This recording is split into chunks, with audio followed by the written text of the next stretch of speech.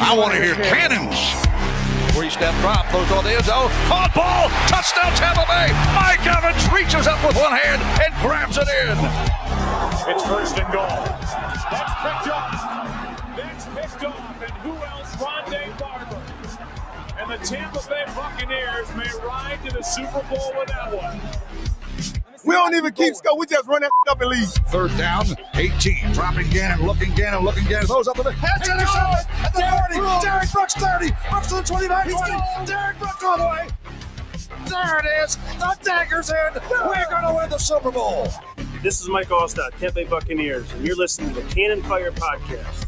And there the cannons go. Fire them. Keep on firing them. Keep on firing them.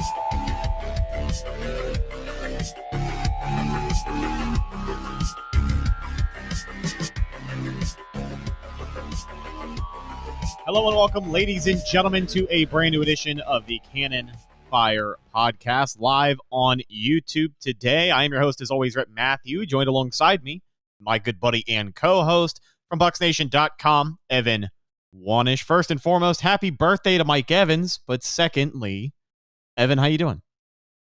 Doing pretty good. I will say, I know I started off the show with like, oh, happy football's back and everything the past few shows, but you were going to say you're happy football's back?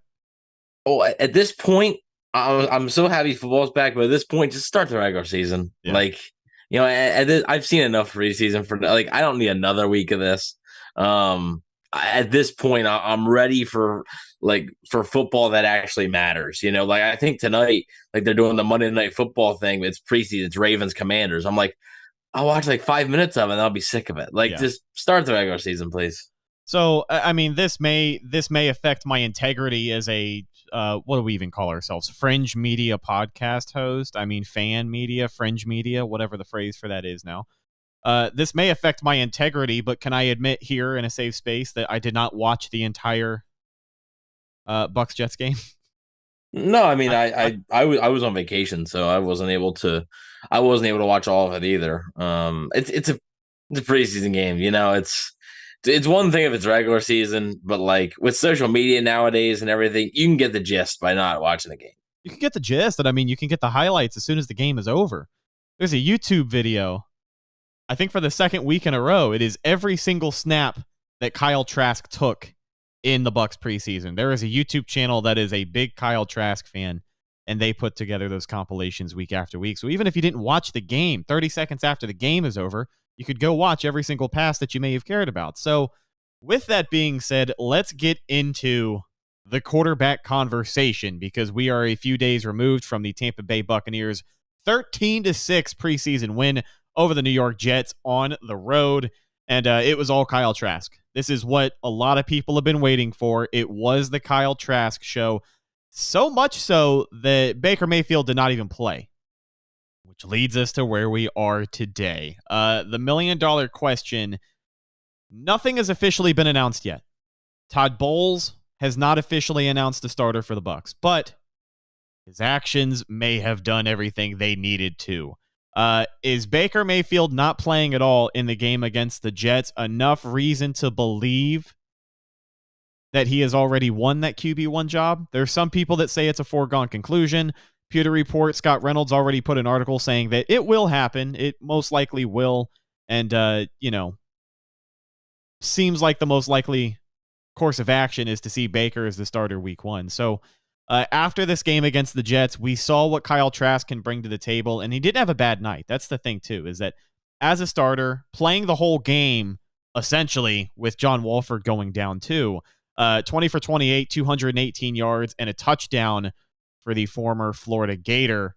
But what do you think? Is this Baker's job? Yes. I think it's very, very clearly Baker Mayfield's job. Todd Bowles, I don't know. I don't really understand why he just wouldn't come out. I understand maybe right after the game, but I don't understand why not Monday morning or Sunday morning, come out and say like he's our starter. Because to me, the explanation he gives doesn't make any sense.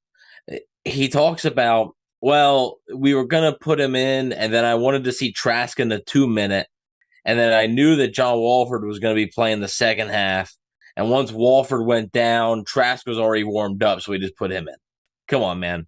You had no intention of playing Baker Mayfield. That's Coach Speak 101. I mean, when they talk about Coach Talk in press conferences, how you can say a whole lot by saying a little, or say a little by saying a lot, rather. Yeah. So to me, just you could have came up with a little bit of a better explanation than that, I think. But I do expect, Baker Mayfield to be this team's starter. Now, the one thing I will say, I think both things can be true. Kyle Trask improved over the past year or so. He has improved. However, I still think that Baker Mayfield right now probably gives this team the best chance to win. I do think we'll see both guys against Baltimore, and I do think that they probably have to look to add some type of quarterback. I don't know. Maybe they give a call to Ryan Griffin or something, or somebody who knows a system can come in quick, because you don't want to play both guys the entire game for the third preseason game. God forbid one of them goes down, then you're really in trouble. So only having one quarterback on the roster then. So I would imagine they add a quarterback here at some point this week. But to me, it's pretty clear that Baker Mayfield is going to be their starter. If it was still a competition, you would have gotten a look at Mayfield. What did he throw? 8 passes or 9 passes against Pittsburgh? Yeah, that's if it's really a competition, you're going to want to see more from the other guy as well. So to me, just like you said, Todd Bowles said a lot by saying little, and his actions definitely spoke louder than words. And I have a feeling, one, that's not going to be the last time we see Todd Bowles do something like that this season. He just strikes me as one of those coaches.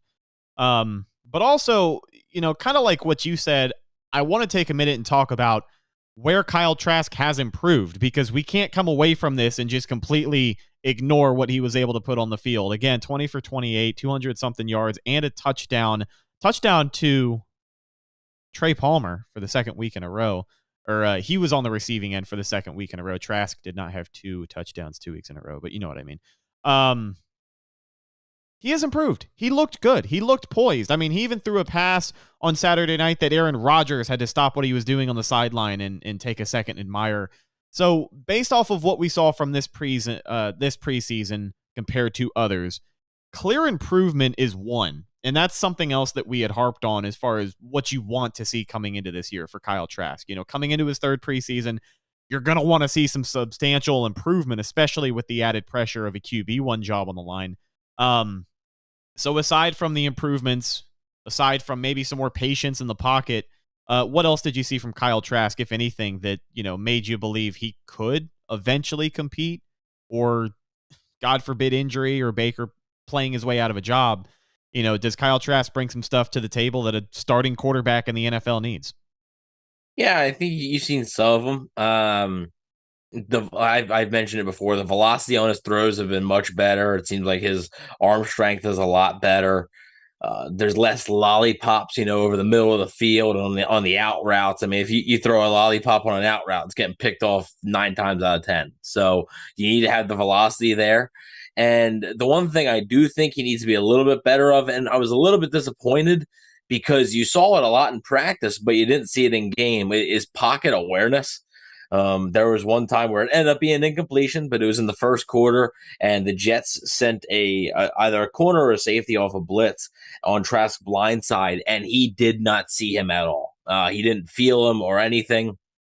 The guy almost had him wrapped up. Trask was able to get away and just launch the ball, kind of like a Jameis Winston type thing.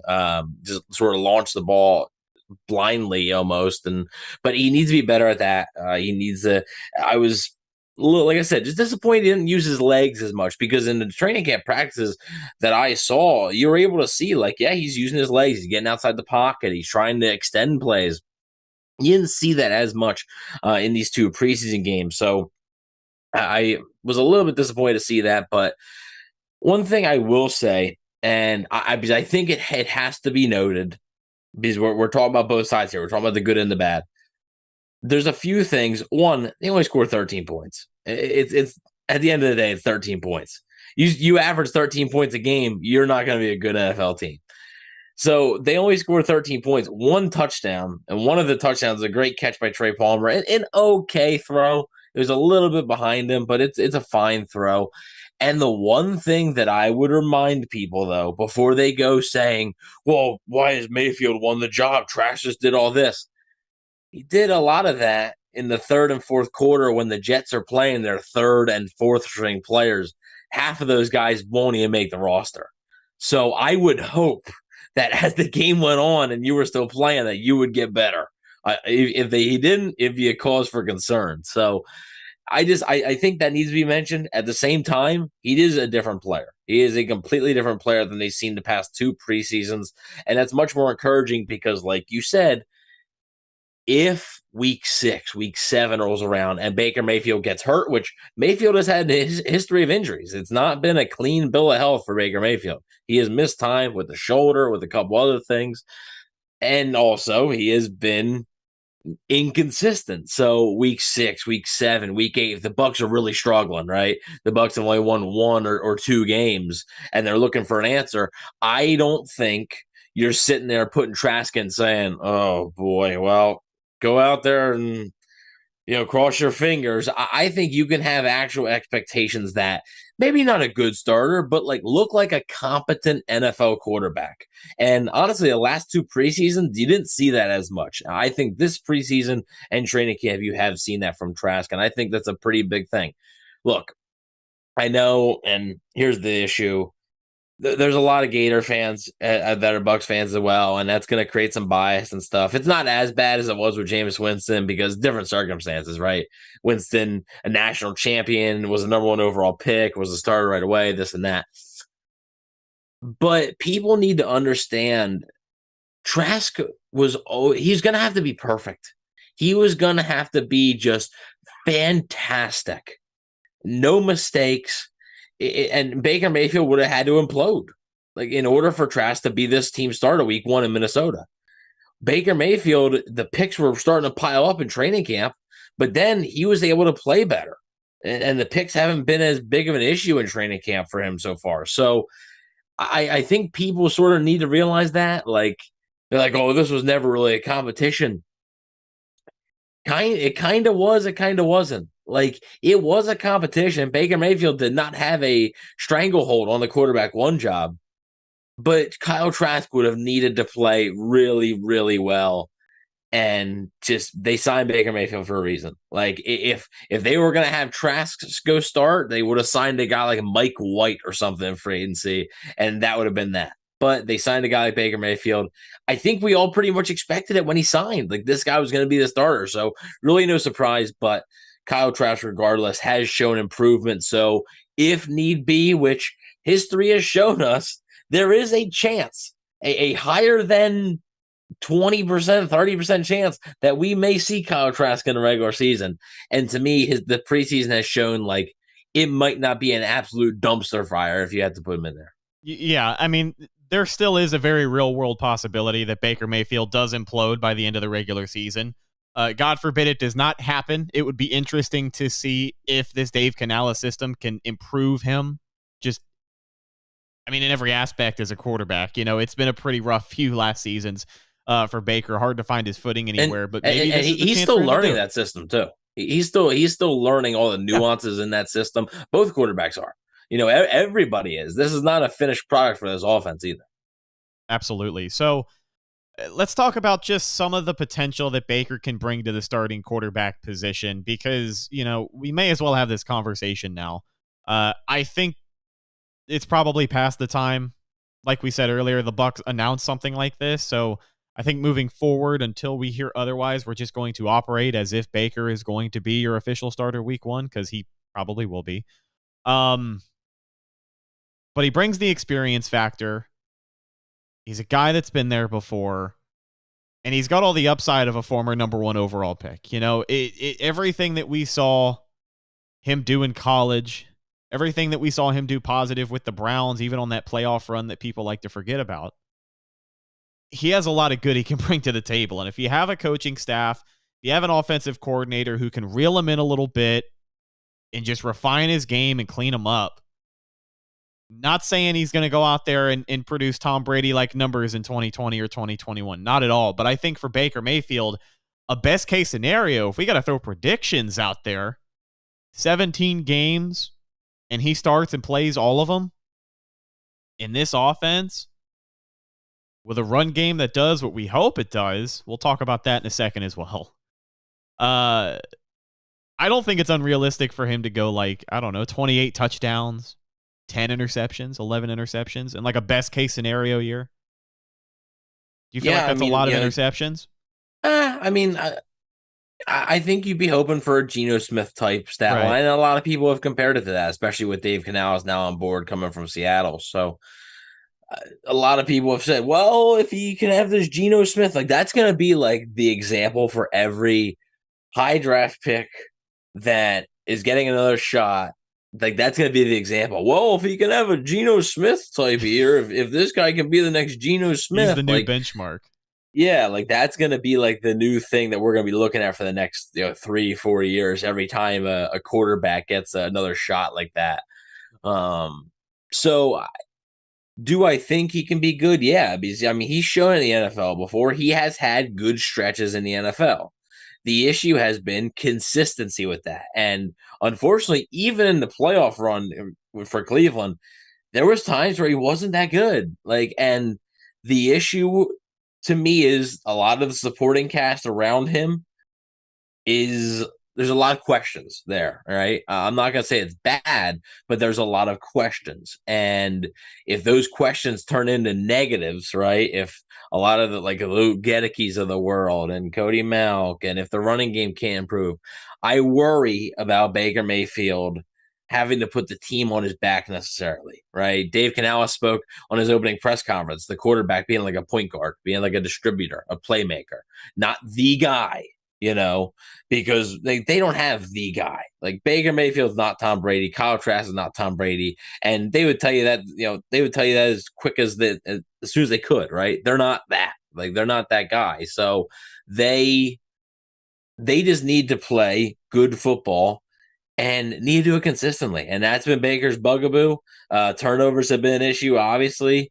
So, if you get that stat line from him, and our season prediction show will be in the next week, 2 weeks or so. If you get that type of stat line for Baker Mayfield, I think you're pretty pleased with that. We'll see what happens. I have my doubts. One, because like I said, history has shown he probably won't start all 17 games via injury or poor play or whatever. I have my doubts about that, and I just have my doubts about the consistency over a 17-game stretch. I'm not sure about that. So we got a comment in chat here from Gaming Reaper, and it's actually an interesting point. And I feel like as time goes on, depending on how the season plays out, this will be brought up more and more. But he says, I feel bad for Kyle Trask because this preseason has proven that the Bucs, screwed him on his development. Now, things can still change. Things can still change. But if Kyle Trask never plays another down as a Tampa Bay Buccaneer after this preseason, and the Bucs decide to move on, and whether they end up with a top 10 QB next year in the draft, or Baker Mayfield seems to be an option that they can hang on to for multiple years. In the grand scheme of things, the pick, when it was made, and I guess the development, we could call it, of Kyle Trask, putting him in this situation, because even though this was his first legitimate shot at a starting job, it still did not feel like it was entirely fair. So in the grand scheme of things, if Kyle never plays another down as a Buck again, do you think this could be looked at as a flop by the Bucs organization? Or is it just terrible timing and it kind of sucks? Because a lot of people are going to look at a second-round pick. They're going to forget that it was pick number 64, essentially a third round. But they're going to look at that second-round pick, and they're going to look at Kyle Trask, and they're going to forever associate that with a draft blunder on behalf of Jason Light. And it's kind of hard for me to rule that definitively one or the other. I feel like it's just a combination of bad timing. And maybe they could have got another position, but maybe they didn't want to because you didn't know if you were going to get another year of Tom Brady or not. So it's a very, very, very convoluted conspiracy here. And as time goes on, again, time will tell. If we see Kyle Trask in the regular season, this will be a different conversation.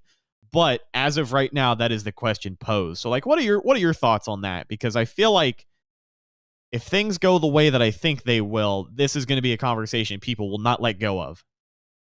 One thing I will say, regardless, he probably will be on the team next year because he is under contract. So it'd be a cheap backup quarterback at most. So Fair. The next year is his final year of his contract. But it's an interesting question. And I think, honestly, you could make a whole podcast episode about that, right? And that's a really good question. Did the Bucs screw it up, by drafting him, or did they screw it up basically before or after, right? Did they screw up the actual selection of him, that decision process, or did they screw it up after you picked him? He could have been in a better spot. I think the answer is a little bit of both.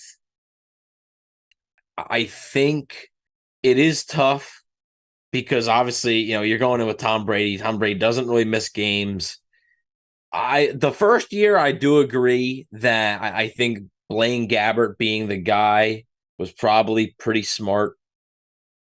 Now,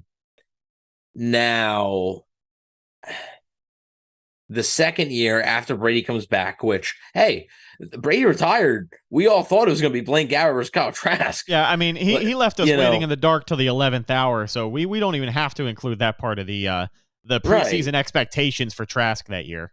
So there was a possibility that Trask could have been their starter last year. Brady comes back.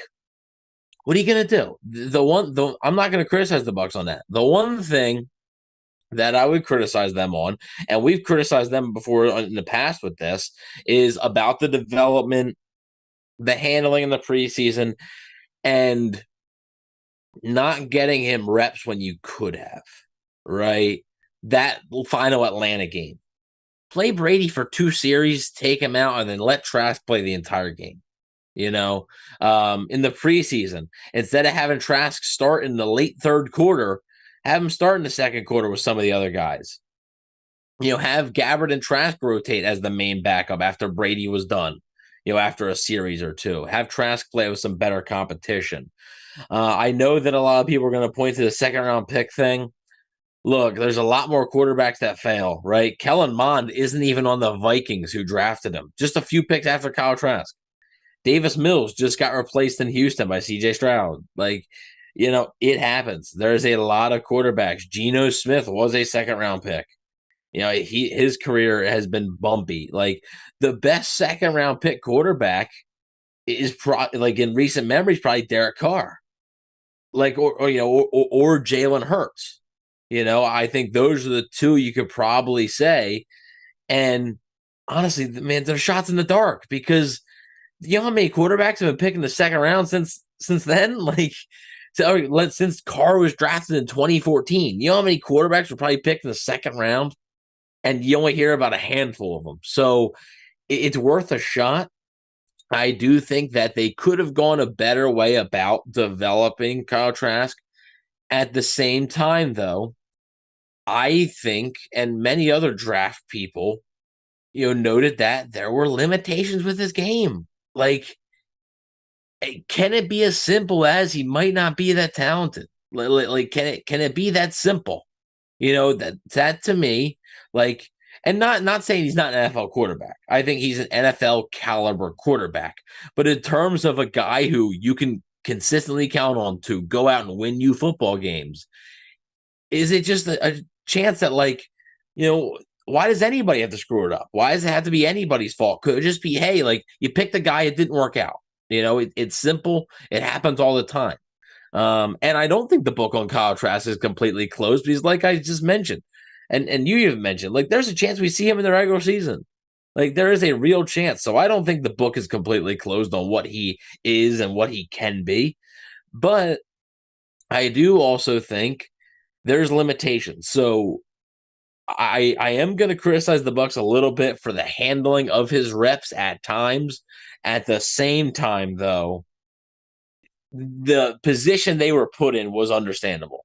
You're not going to take away reps from Tom Brady to give him to Kyle Trask when Kyle Trask was never going to play a meaningful snap for you in the regular season. Understandable. And, I got to say, just the timing of it, like you said, I mean, you did a good job of explaining everything. I don't think I need to say very much here. But just a combination of bad timing and maybe a fumbling of the bag.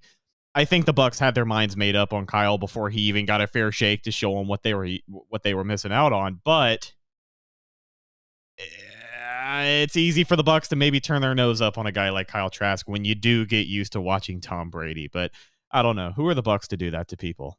That's not what they did, but I can see why they may have, because it feels that way. It feels like they kind of wrote him off. But regardless, Baker Mayfield seemingly going to be your QB1 week 1 against Minnesota. What were you saying? But we got to remember, they've seen this guy day in and day out. Yeah. You know, we haven't seen Kyle Trask play nearly as much as the Bucs have, right? They've seen him in practice. They've seen him in the meetings. They've seen him in the film room. You know, these guys, these coaches and these front office people know more football than me and you and everybody in this chat combined. Like, they know, right? So while they can be wrong, they certainly can be wrong. They are spending so much time with him. Like, I think they know what they're looking for, and whatever they're looking for, clearly Trask hasn't supplied it yet. You're not that guy, pal. Trust me. You're not that guy. Yeah. That's the ruling. I mean, you can't deny it. You can't deny it at this point. So it'll be interesting to see what happens the final week of the preseason. Maybe we'll get an official announcement here in the coming days, but the time has come for the Bucs to announce Baker Mayfield as the QB1. The players have said that we kind of need to know here soon. I'm sure most of them do at this point, but let's hear it. You know, I think Baker is the guy, and so does everyone else. So let's talk about some more action from the game on Saturday night against the Jets. I want to touch on some bad, and then we can close out the show with some good. The run game. We got a question from our good buddy Lee in the chat asking us what we thought about the run game. And I tell you this, Sean Tucker had a great night, 7 carries, 37 yards. He also proved his worth as a 3-down back, getting a couple of catches out of the backfield as well. 3 receptions for 18 yards for Sean Tucker, who has been the talk of the town. Patrick Laird, 9 carries for 20 yards. Ronnie Brown at 7 carries for 19 yards. Kyle Trask, 4 carries for 7. Raheem Jarrett lost 3 yards on an end around. And Keyshawn Vaughn, what the hell? 4 carries for -8 yards. What's going on with your boy Sneak Vaughn? What's not going on with Sneak? Oh man.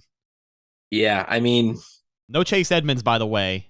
Just also want to put that out there. No Chase Edmonds, no Rashad White. Yeah, so I'll tell you, let me say this. You started off by let me say this. If the run game's this bad, the Bucs offense is gonna be in trouble. it is gonna be in trouble. Dude, I mean, they have 138 rushing yards as a team in 2 preseason games. With like 10 running backs. Like, oh my God. Like, I didn't think the rushing attack could get worse, and I don't think it's going to be worse. It's going to be pretty hard to be worse than it was last year. But, man, oh, man. Like, and part, you know, we look at Keyshawn Vaughn's stat line. Part of it's not on him. Like, the first play, Cade Otton runs right into him. Like, basically tackles him. I mean, you know, Nick Leverett gets blown up on one play. Yeah. It's just, he doesn't stand a chance. I mean, I understand they're still, you know, implementing new offensive scheme and everything, but I don't think Tampa Bay fans should be counting on any sort of semblance of a productive run game.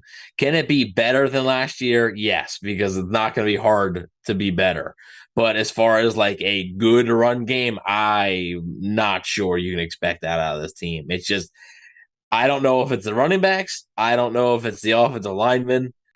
It might be a combination of both. I just don't know if they have it. It is brutal watching this team run the football.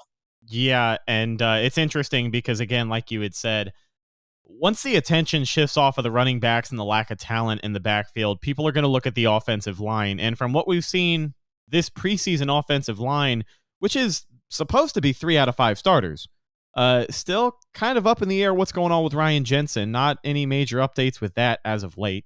But it does seem like in a lot of areas, it is just like pulling teeth trying to get this team to run the football effectively. people are going to point at the blocking, and it is what it is. You do have a lot of young guys on that line, and run blocking in the NFL is a different beast. For example, an odd stat for you, I don't have the exact percentages, but as far as the win rate goes for Bucs rookie Cody Mauch, I think he has like a 70-something% win rate on passing downs. He was much better. Yeah, only in the 30s or 40s in the run game. But coming out of college, we talked about his physicality in the run game and how he is going to be known as a guy who can bring it in the run game.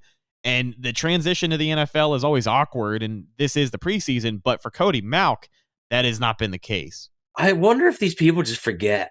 Like, do they forget how to run block when they come to Tampa? Like all we hear is, "Oh, Luke Gedek, he's a glass eater. He's physical." Where was it? Where was that last year? Cody Mauch, oh, he is a Jason Light lineman. He's nasty. He's like Ryan Jensen. Where is it? Because it should show up more in the run game than anything. Like, it is much easier for an offensive lineman to run block than to pass block. Yeah. Like, much easier. Like, and I never played offensive line. I certainly didn't play offensive line in the NFL. That's just logic. Yeah, that's just logic. Like, it is much easier to run block. And they just, I don't know if it's scheme or whatever, but they just can't do it. Like, even in 2020 and 2021, they weren't a good running team.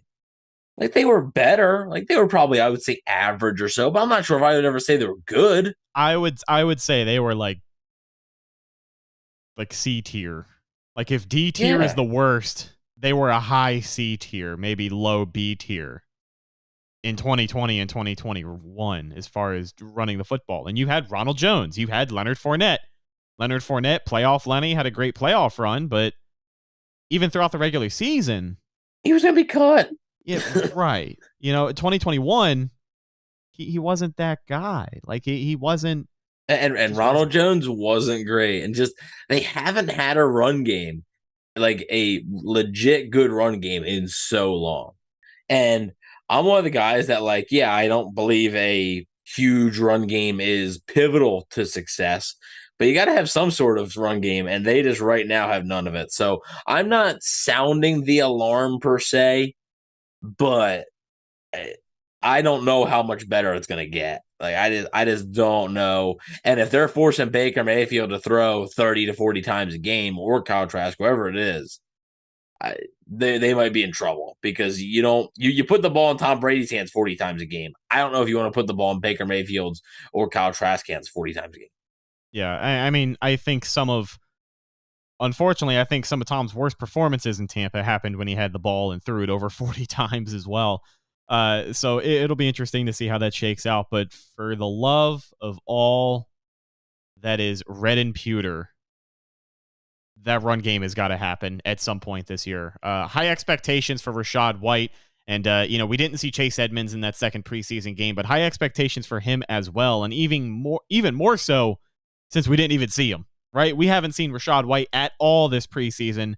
This is a guy entering his second year, and with all due respect to Rachaad White, I like him a lot. I'm a fan. But he is pretty confident, which you want your players to be. But, he is confident on social media, tagging fans, saying that we're going to do this, we're going to do that this year, and that is fantastic. But in the day and age that we live in the day and age of social media, it can and will potentially be used against you. So expectations are high. And he's going to have to shoulder the load, because it doesn't look like the offensive line is going to do him a ton of favor so far this year from what we've seen. Yeah. Yeah. Well, and also, like, I don't know. But before we get into, like, some of the good, before we wrap up and everything, that's fine. I want to do a little bit of, like, a rant. Like, I just don't understand some of the players not playing. Like, what has Rachaad White done to earn not playing? Yeah. Like, to me, he should be getting those reps, like learning behind a new blocking scheme and everything. Tristan Wirfs is playing a different position. Why is he not playing? That's the biggest surprise, I think, for me when we go off of the list of guys who are not playing. I don't think we should be anywhere near confident enough. And I know risking injury, that's going to be the biggest defense everyone has. And I totally get it. Like, I totally get it. But yeah, we are talking about a pretty substantial change. I mean, Tristan Wirfs got sent to therapy over moving to left tackle, so I would think he'd want to get some real speed reps sooner rather than later. And yeah, in those joint practices, that's exactly what they're for. But it is much different when you're out there. And even if it's a drive, even if it's 2 drives max, I just feel like those are meaningful reps he is missing out on. I can't help but feel like he is coming up shorthanded here. Yeah, and man, to me, he needs to play against Baltimore. Like, you cannot throw him out there for the first time at left tackle against Minnesota Vikings. Like, you can't. Like, you cannot do it. Another guy that I think should be playing, and I'm not sure why he's not, is Joe Tryon-Shoyinka. Again, you're trying to get a look at it. This is a pivotal year for Joe Tryon-Shoyinka. I mean, they have to decide on his 5th-year option after this season. All right, it's after his 3rd year, but he's going to be going into his 4th. You need to decide on the 5th year before the 4th season. So you need to decide whether you're going to pick that up or not. To me, you need him to get those reps. Like, why is Anthony Nelson playing, Saturday against the Jets if Joe Tryon-Shoyinka's not playing? Anthony Nelson, a guy who's been on this team for longer and just got paid a contract that Right. he played well enough to earn. You would think you do have a better idea of what he's going to bring to the table, especially after the contract. I don't understand why he's sitting. So that's just my little rant. I don't get it. And I would think, with an offensive line that everybody talks about, the shuffling, it's going to be so different. When is a good time that you can gel? In the preseason. Yeah. And they have elected to not play Matt Filer or Tristan Wirfs at all. So I don't really understand it, especially when you're trying to learn a new offensive scheme. I do get, just like you said, I get the not wanting to risk the injury. I get it, right? And if you want to sit them all out for a game, that's fine. But in certain circumstances, I think there should be certain guys playing, like Rachaad White.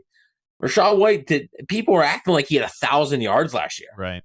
Like, he was a decent running back, but I also think it was kind of a change of pace because I think Leonard Fournette made Rachaad White look good because everybody was like, oh my God, like Fournette looks like he's running in cement. Like, and then Rachaad White comes Right. in and you're like, oh, this is a change. Yeah, and again, like you said, the complementary piece that was Leonard Fournette obviously comes into play there, but Rachaad White did not have a good enough rookie season. Even what he showed did not make me believe that he was going to be a bona fide running back 1 in the NFL. And for this Bucs offense, this run game to work, he's going to have to be. And we have no idea. His good that we have seen is great. I think the ceiling on this kid is absolutely great. I think he has the talent. Don't get me wrong. I don't want what we're saying to be misconstrued. But, I mean, the NFL is a what have you done for me lately league. And when we think back to that run game in 2022, it was terrible. He was a part of that. Historically bad. It was one of the worst in the history of the NFL.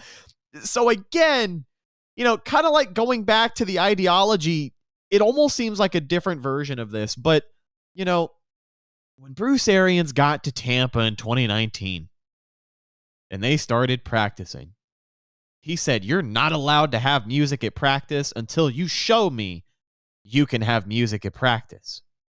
And here we are. Now we got guys not even playing at all in the preseason. I don't know. I mean, Todd Bowles, it's his job on the line at the end of it. He's gonna be the one who gets the blame for whether this works out or not. It's not going to be Dave Canales. It's not going to be Rachaad White. It's not going to be Tristan Wirfs or any of the other guys in this offense. If the Bucs are a 4-win team at the end of the year, it's going to be Todd Bowles' ass. So yeah. Lee asked, will the Bucs look to pick up a veteran running back when the cuts start? I wouldn't expect it. They technically already have their veteran in Chase Edmonds. So I would expect the running back room. I would expect them to carry 4. I would think it's probably Rachaad White, Chase Edmonds, Sean Tucker, and Keyshawn Vaughn. Probably Keyshawn Vaughn has the most experience there on special teams. So I think that's where he'd play mostly. So wouldn't expect them to pick up a veteran running back. Now, that doesn't mean they couldn't pick up a veteran or two at a different spot. But in terms of running backs go, I do not expect them to. And it's actually going to be interesting because this is the first year cut day is you cut all your players on the same day. So after that third preseason game against Baltimore, maybe even that night you could start to hear about cuts and stuff. So it is going to be a flurry of news that the Buccaneers make here. Yeah, well, Todd Bowles has said that everyone will be playing against the We'll Ravens see. in Game 3. So all the guys that we were just whining about, we'll see. We will see.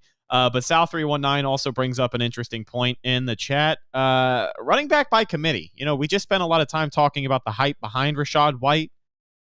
But, do the Bucs have a strong enough backfield to potentially just run whatever running back they feel like throwing into the pile at that time?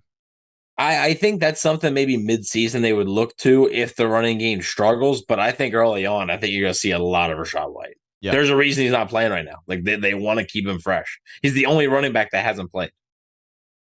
Let's talk about the receiving room. This is going to be another battle that we have highlighted. Everyone trying to make this roster, and now with Russell Gage officially being moved to the injured reserve, his season is over, which means there is now another spot in that receiver room. And we look at the performances from Saturday night. Raheem Jarrett, your leading receiver on the team with a sneaky good performance. 3 receptions, 84 yards. In his debut, also. How about that? Trey Palmer, another touchdown catch for another week in a row. Only catch of the night, though, for 33 yards. Tay Barber had a catch for 26 yards. Cade Warner popped back up. 1 catch for 19 yards. We already talked about Sean Tucker, his 3 receptions. Dave Moore, 2 catches and 18 yards. Cade Otton had a couple of catches as well. Devin Tompkins, 2 catches, 13 yards. So all of these wide receivers, Kalen Geiger also in the conversation, he had a catch. All of these wide receivers.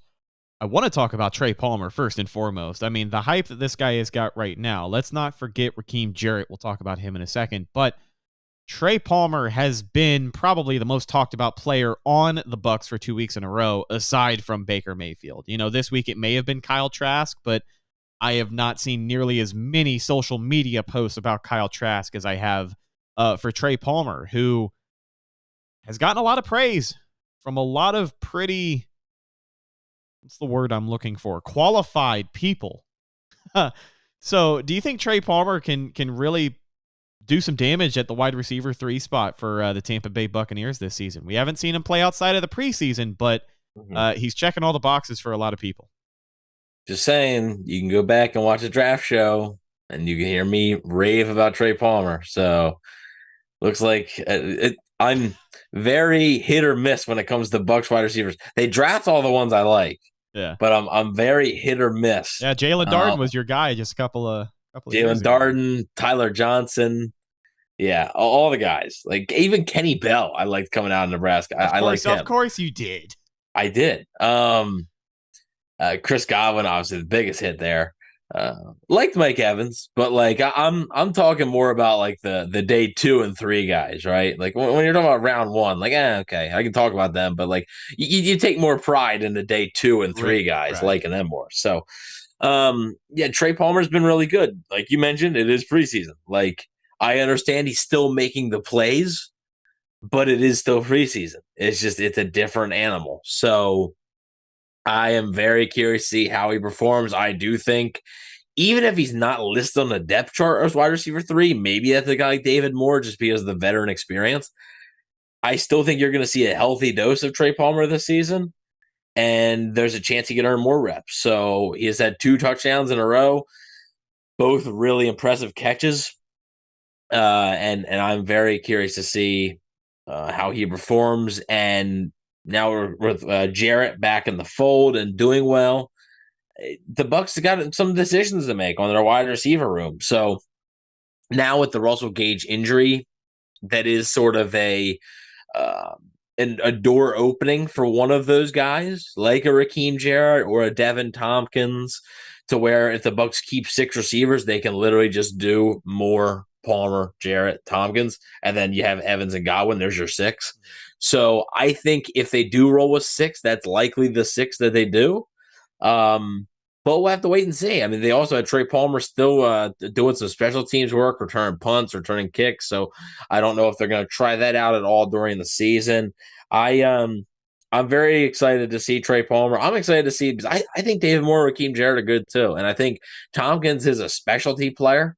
Like I think he's more of a niche, like sort of specialist, kind of a guy who you're not going to want to have on the field at all times doing like normal receiver stuff, but like some gadget plays or anything like that. You remember John Franklin, the experiment, the short-lived experiment out of 2019.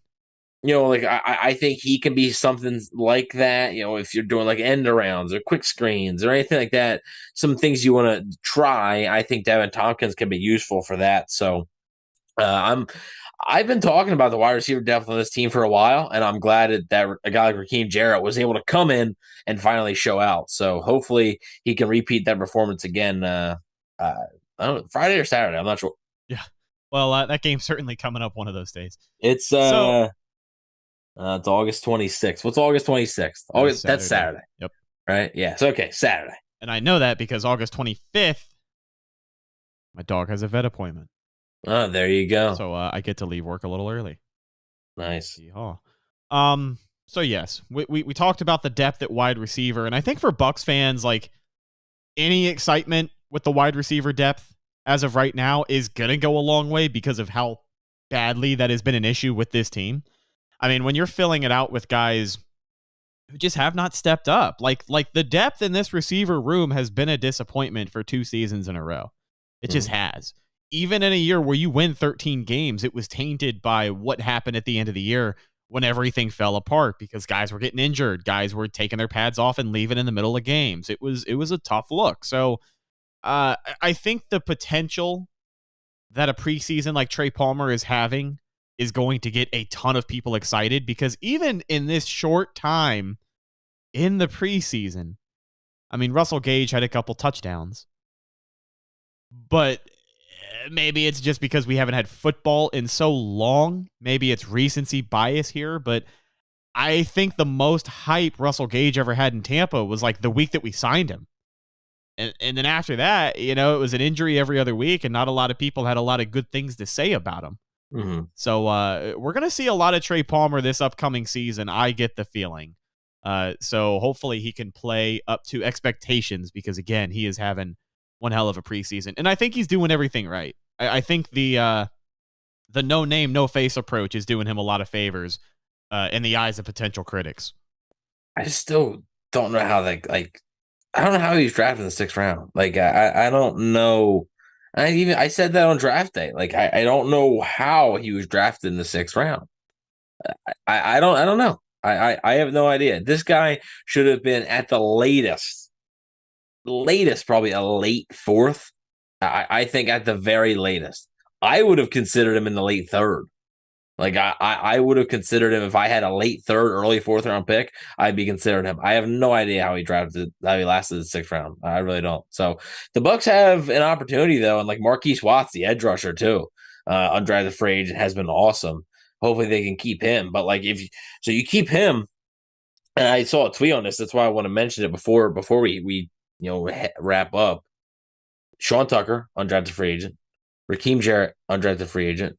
Marquise Watts, undrafted free agent. Trey Palmer, 6th round pick.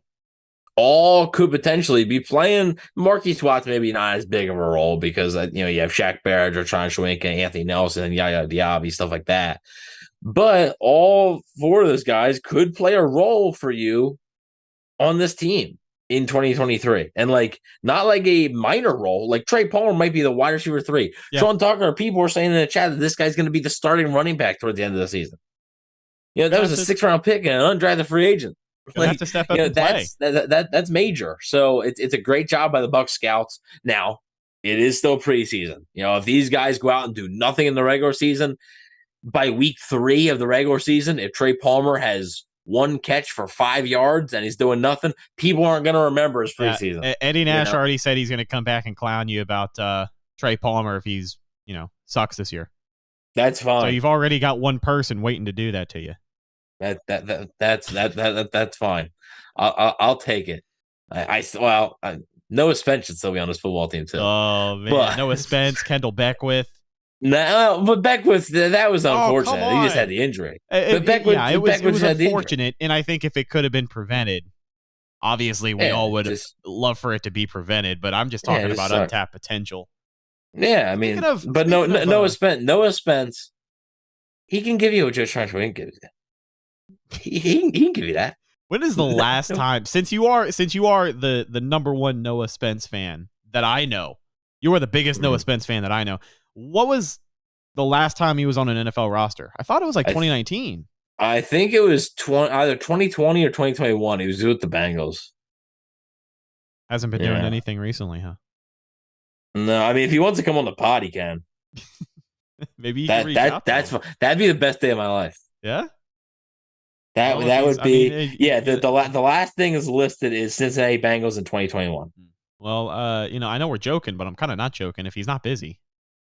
If he's not busy, he is also a Philly guy too. So I took that. You guys can bond. You guys are gonna be best friends before the end of the year. I know. All right. So speaking of injured linebackers, I wanted to get your thoughts on KJ Britt. I saw that he went down in that game, and that's going to be an important depth piece at some point for the Bucs. I think he's proven to be worth his value as a backup linebacker and a guy who could potentially end up playing better as his career goes on.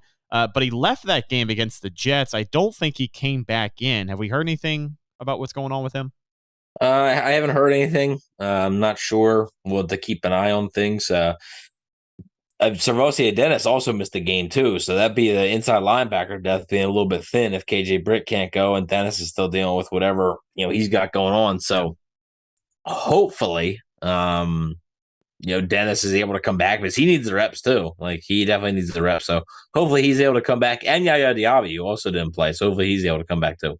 Was there anyone else on the defense from that Jets game? We can keep it brief here, but did anyone else catch your eye? I know we've talked before about that, that nickel cornerback job that is going to be up for grabs. It'll be an interesting final week of the preseason for that as well. But did you see anyone? Yeah, I mean, Zion McCollum I thought played better. I thought the whole secondary played better. D. Delaney obviously had one interception, almost had two, was called back. He played well. I thought the defense as a whole just played pretty well. I didn't really think especially the secondary. Secondary I thought played much better than they did against Pittsburgh. So it was a good bounce back for them. And we'll just have to wait and see about how this team goes about depth. Christian Izien didn't play. He's obviously the front runner, as Todd Bowles said, for the nickel job. I don't know. Why he didn't play, I'm not sure if he was banged up a little bit or the Bucs held him out. If they held him out, I mean, that's a pretty clear indication that he's definitely the front runner. But if he's banged up, we'll have to see if he can play on Saturday. So I just thought, the entire defense, I thought just played better. It was just a better showing by this defense, and hopefully they can keep it going because the Bucs are going to be asking a lot of younger players to step up in certain situations. So the entire season, and injuries are going to happen. Like the Bucs, there's going to be times where a young player is going to have to replace a starter because that starter is missing that week. So we'll see what happens, and I am still curious to see. I don't know if the nickel battle is completely done. I don't. So I still think it's a possibility that another guy can step up, especially, like I said, the secondary played better. So one more thing I did want to note before we wrap up and head out. This kicking battle is over. To me, everybody's like, oh, the kicking competition. It wasn't really a competition. I mean, they had McLaughlin. They signed him in free agency, like the first week of free agency. And then they signed with Jake Verity from the XFL or USFL, right. And then they cut him, and then they signed Rodrigo Blankenship right at the start of camp or the start of OTAs. Was it really a competition, or was it just another leg? But anyways, Rodrigo Blankenship missed a 55-yarder, which is a tough kick, especially a guy who isn't known for a strong leg. But Ryan Suckup didn't have a strong leg either, so that's something the Buccaneers are looking to improve upon. And then I think this was the nail in the coffin. He missed, I think it was either a 32 or 35-yarder, went right off the goalpost. So, and Chase McLaughlin made, I believe, his extra point and field goal. Probably going to be it. So I would guess Blankenship could go on the practice squad. Wouldn't shock me if they try to keep him on there just in case something happens with McLaughlin. But the kicking battle, it is over. So I would expect Chase McLaughlin to be your kicker. And one more special teams point, just to end on a good note. I guess we can get ready for another season of Jake Camarda being the best punter in the NFL. Maybe. I mean, he had that one shank on Saturday, but hopefully you don't have to. Hopefully you don't have to see him punt much. yeah, no kidding. Hopefully we can keep his workload somewhat low. Man, yeah, you're right. Maybe I shouldn't say that. Okay, well. All things are good in moderation. Jake Camarda is one of them. But ladies and gentlemen, that's just about going to do it for this week's episode of the Cannon Fire Podcast. Thank you guys so much for hanging out with us live on YouTube. No calls today, but that's all right. If we ever do have the phone on, you will see the number on the screen, 305-224-1968. And then whatever the meeting ID is for that week, we'll be sure to cover it. But thank you again for listening. Find the show on social media, Facebook, Instagram, and Twitter. All of those are Cannon Fire Podcast. Best place to go for updates on the show and, of course, Tampa Bay Buccaneer news as it happens. Speaking of Bucs news as it happens, you can follow my co-host Evan on Instagram at Bucs_daily. You can also find him on Twitter at EvanNFL and check out his written work at BucsNation.com. Anything this week? I'm going to have the stock report for the last game on Saturday. So, and then also before the next game on Saturday, I also have the players to watch. So keep an eye on that. Love it. We will talk to you guys later this week with the game preview for Game 3 of the preseason against the Baltimore Ravens. Bucs will be back home in Tampa Bay with just one preseason contest left before it is officially time for the NFL regular season to begin. Oh, buddy. What are we, 20 days, 19 days away from almost NFL there. kickoff? I'm pumped. Almost. I'm pumped. I'm your host, Rhett Matthew. Last but not least, find myself on Instagram, Threads, and Twitter. At Redicus, RHETTAKUS. If you follow me, I will follow you back. Thanks again for any new listeners on the show. I know that we are gearing up for a new season, which means there are potentially new listeners looking for new Bucs content. And if we have been that for you so far and you have chosen to stick around, we do appreciate you guys as well. We'll talk to you later this week.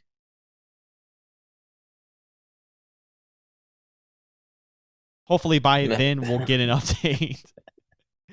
Sorry, fumbled out for a minute.